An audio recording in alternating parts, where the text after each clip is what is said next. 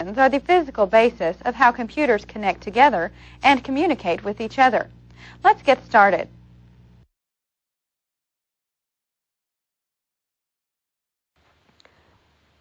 In order to share network resources, computers need to be able to communicate with each other.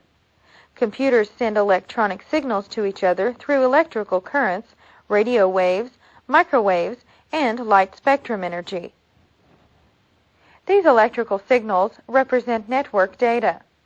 The physical path these signals are sent through is the transmission media. Transmission media can be divided into two categories, cable media and wireless media. Networks that cover a wide area or multiple sites sometimes use both types of media. With each media type, there are certain characteristics that make them the right media type for a particular network. To choose the best type, we should know how each characteristic relates to certain factors. These factors include cost, installation, capacity, attenuation, and EMI, or electromagnetic interference. The cost factor involves comparing the performance that will be provided with the resources that are available. We need to take into consideration the real need of our network. For example, using a fiber optic cabling is fast, but a small two-computer network will not need this expensive media. The installation factor involves how difficult it will be to install the network. Some types of media are very simple to install, while others require more knowledge and training. The capacity factor involves bandwidth. Bandwidth is the range of frequency that a media can accommodate. Bandwidth is measured in Mbps, or megabytes per second. This is the number of bits or data that can be transmitted across a given media. Media with a high bandwidth increases network throughput and performance. Cable length, however, will affect the bandwidth a cable can have. The attenuation factor is the weakening of electromagnetic signals during network transmission. As a signal is passed through the media, part of the signal's strength is absorbed. Because of this, there are limits to the distance that a signal can travel without being weakened. Finally, the EMI factor is the effect on a signal through transmission media caused by outside electromagnetic waves. This can make it more difficult for computers to decode the signal as it receives it.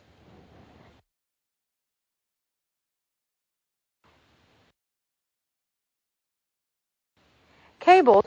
Three types of cable are twisted pair, coaxial, and fiber optic. There are then two types of twisted pair cabling, unshielded and shielded. Twisted pair cabling uses two twisted copper wires to transmit signals. The reason for the wire to be twisted is to prevent crosstalk. Crosstalk occurs when the copper wires conduct electric signals.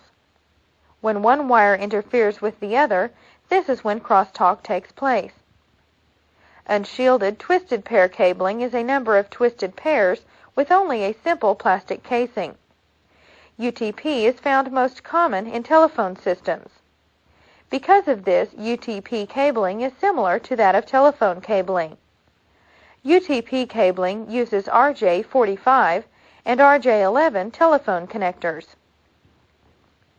One end of the cable is inserted into the network interface board of the computer, and the other is inserted into a wall jack.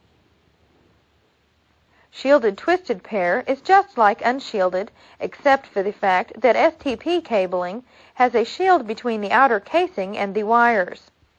This makes STP cabling less likely to suffer from EMI because the shield is electrically grounded. STP was the first twisted pair cable to be used in a LAN. Coaxial cable, also referred to as coax, has two conductors that share the same axis. A solid wire, usually copper, runs down the center of the cable and is surrounded by plastic foam insulation. This insulation is then surrounded by a second conductor, usually a wire mesh tube or metallic foil. Sometimes both are used. The wire mesh protects the copper wire from EMI. The outer casing is made from hard plastic that provides protection and insulation. Finally, fiber optic cabling transmits light signals rather than electrical signals. Each fiber contains an inner core of glass that conducts light. This inner core is surrounded by a layer of glass called cladding. Cladding reflects light back into the core. Each fiber is then surrounded by a plastic casing that is either tight or loose. A tight casing will completely surround the fibers and sometimes includes wires that strengthen the cable. A loose casing will leave a space between the casing and the outer jacket and is filled with a gel or other material. This gel strengthens wires while the outer jacket provides extra protection. Optical fibers may also be multi-mode or single-mode.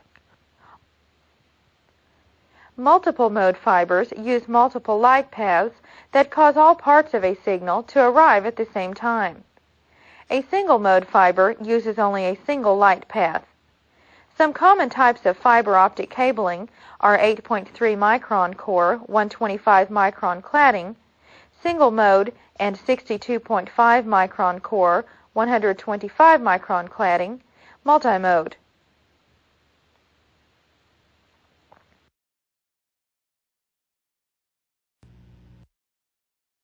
Okay, look at the three main types of wireless media. Conductor. The three types of wireless media are radio wave transmission systems, microwave transmission systems, and infrared transmission systems. Radio waves have frequencies between 10 kilohertz and 1 gigahertz. The range of the electromagnetic spectrum between these frequencies is called a radio frequency, or RF. Most radio frequencies are regulated. You must receive a license from that particular area to use a regulated radio frequency. This could take a lot of time and usually costs more. Unregulated frequencies basically have no restrictions. The only regulation for unregulated frequencies is that they operate at less than 1 watt. In computer network applications, radio waves are classified into 3 areas: low power, single frequency, high power, single frequency, and spread spectrum. Low power, single frequency transceivers operate at only 1 frequency. These devices are usually limited in range to around 20 to 30 meters. High-power single-frequency transceivers cover larger areas than low-power. This is ideal for mobile networking. Spread-spectrum transceivers use the same frequencies as other radio transmissions, but can use several frequencies simultaneously.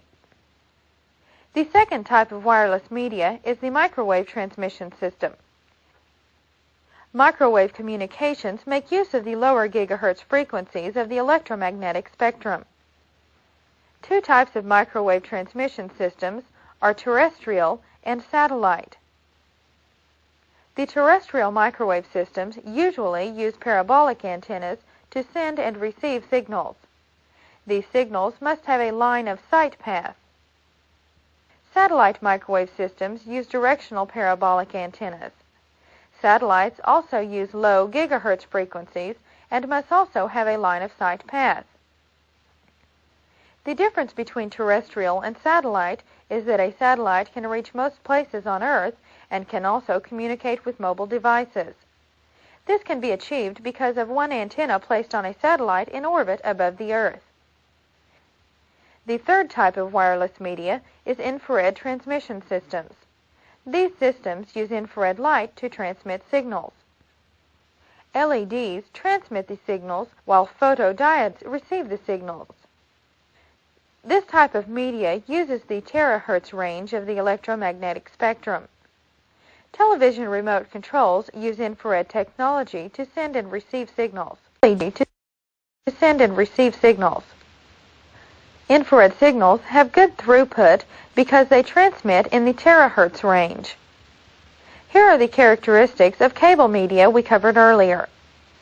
UTP cabling has the lowest cost factor, with fiber optic having the highest. Again, UTP is the easiest to install, with fiber optic the most difficult. STP and coaxial are the in-between media. They have relatively the same characteristics, with STP being a little faster. UTP is most likely to be hit by EMI and eavesdropping, while fiber optic isn't affected by this.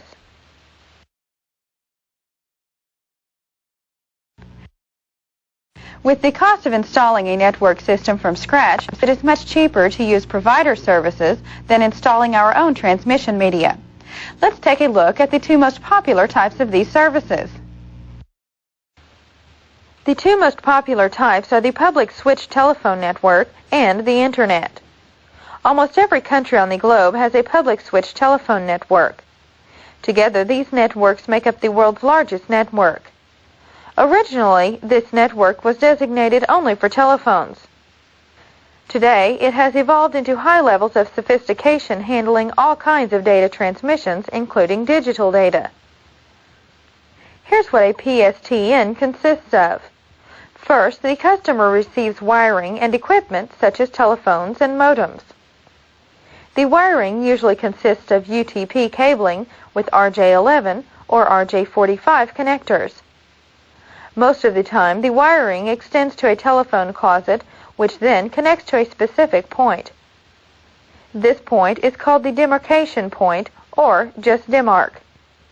This is the point where a telephone company's wiring connects with our wiring. Local loops start at the demarc and extend to the central office. The central office provides the switching of incoming signals to outgoing trunk lines. Central offices also provide DC power that established an electronic circuit on the local loop. Central offices are also connected by trunk lines to other switching offices. These groups will then use a long-distance carrier that provides the transmission capability to central offices just about anywhere in the world. Finally, the Internet, as we said earlier, is the network of networks. The Internet is a shared network of educational institutes, private organizations, and government agencies from around the world. Nobody owns the Internet. That means everyone can have access to this transmission media.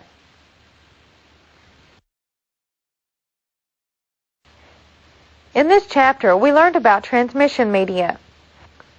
We discussed the process of choosing a media, then we examined the different types of cable and wireless media.